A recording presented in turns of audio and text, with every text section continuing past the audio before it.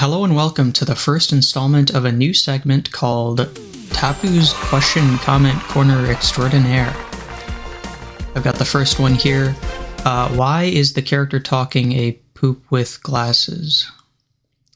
This is the end of the segment. So recently I finally picked up Absolute Batman, and I just caught up yesterday, and I wanted to talk about it because this comic is really good. For some context, I am really not a big comic reader at all. The only full run that I've read front to back is Ultimate Spider-Man from 2024, and now Absolute Batman since I'm caught up, and I do intend to follow it throughout its duration. I've read a couple individual issues of other comics, like I've read that one Superman issue that everyone really likes. I've read a little bit of All-Star Superman, but largely I am not very familiar with the world of comics, and all my knowledge of Batman comes from the movies, the TV shows, the video games, and just colloquial knowledge from the comics that I've been exposed to over the years. So this is really my first on-hand experience with a Batman story in the comics, especially as it's coming out, and I have been just thrilled with this. Right off the bat, I absolutely love what they do with the introduction. This misdirect of seeing the incident at the zoo, where clearly, I mean, with context clues, you understand that at the very least, Bruce's father is going to be killed. And then coming back, you see this masked person motorcycling into the city. Well, hello again, Gotham. It's been a long time. I wonder how you've changed. Where's your heart? With context clues, if you're familiar with Batman, you know his history. Oh, he traveled the world. He left Gotham City. He left America to go train, and then he came back and created the Batman persona based on everything he learned. You're like, oh, this is Bruce Wayne after he's just gotten back from his training, and he's now relearning everything about the city. But no, it's Alfred. This is such a smart first moment to cue in the audience that, oh, this is really something different. And this version of Alfred in general is really cool.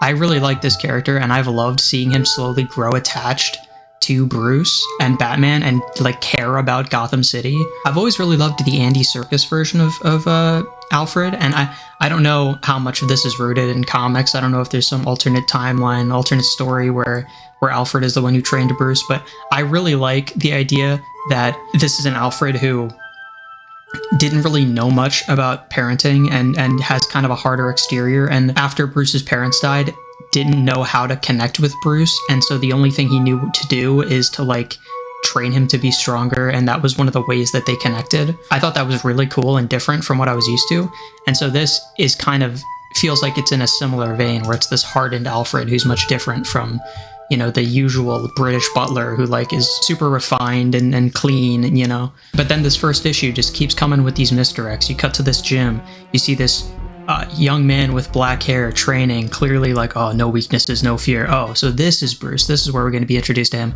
No, this hulking massive figure is our Bruce Wayne for this story. Going into this, I'd seen Absolute Batman's design. I knew he was huge, but this reveal is still so effective. It's so cool. And this is also where we start to see one of my favorite things about this comic, the way that it interweaves flashback scenes with current day in a way that thematically ties the two scenes together is so well done throughout this entire comic. And also artistically, it's a really good example of how thoughtful and effective and well done all of the art and visuals are for this comic.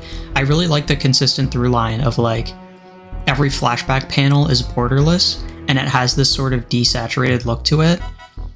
These like softer colors and the outlines aren't black. It's just a really nice, clear visual distinction between what's happening in the current day and what's happening in the past. I always like when visual storytelling mediums like actually use the medium effectively in ways that like is kind of unique to that medium. So like with these panels not having borders, that's not something that you're going to be able to replicate in like the animated adaptation, for example, or even like the introductory scene of Alfred. The misdirect in the animated show is not going to work the same, because when you're reading the comic and you see this narration, it's like there's no British slang in these lines. And there's obviously, you're just reading this in your head and you assume, oh, this is Bruce Wayne. So you read this in like a Bruce Wayne sort of voice in your head.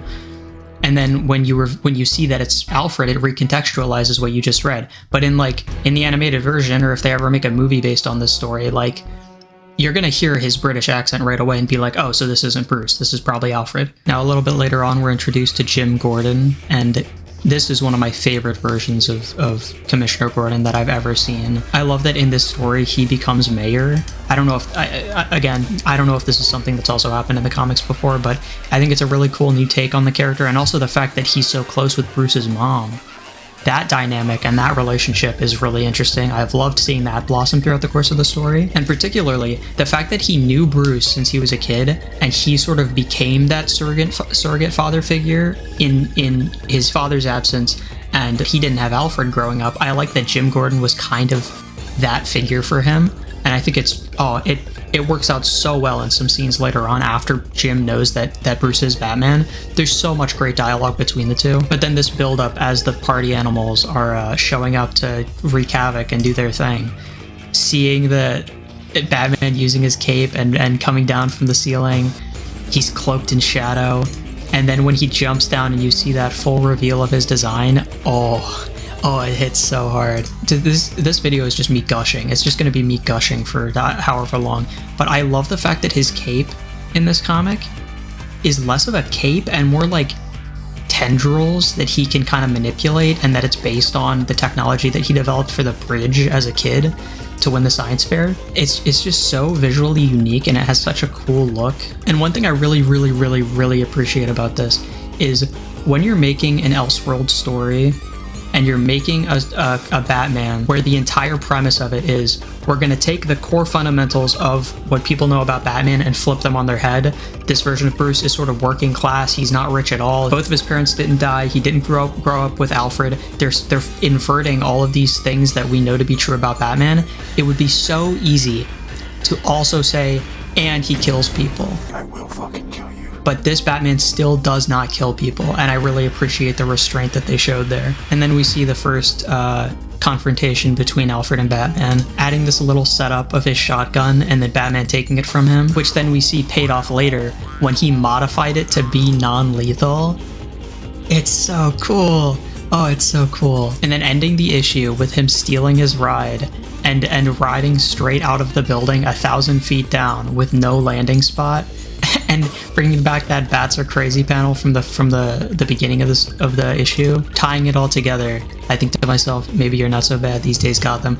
So good, so good. This story just overall has such a great sense of build up and setup and payoff. Almost every issue has an oh shit moment where you're like, oh, they brought that back. Oh, the way they tied that in is so effective. It's so cool. Really, just Absolute Batman is the rule of cool, the comic. And it also has a great story on top of that.